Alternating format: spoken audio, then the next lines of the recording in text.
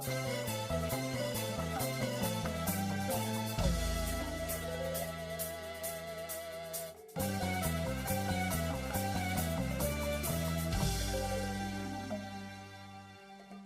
ွေးမကြည်အောင်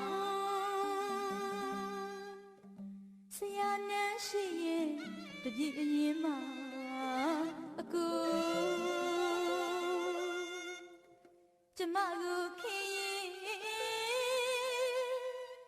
မမြင်ချင်ပါနဲ့အိုးမကြည့်ရင်ပါနဲ့ဥပမာပြောမယ်ကျမပုံကိုအပုံသေးလို့တဲ့ကလမလေးရဲ့မကြီးငုတ်တူပူကီတချမ်းမ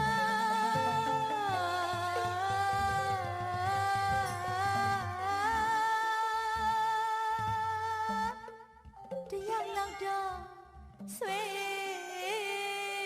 ကောင်းပါရဲ့ကျွေးမကျွေးမကျွေးမအသေးမျိုး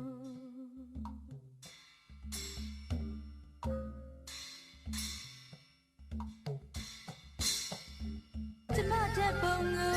ရရင်မလို့သမင်းအိုဖင်ကိုကြည့်တော်မူပါအကို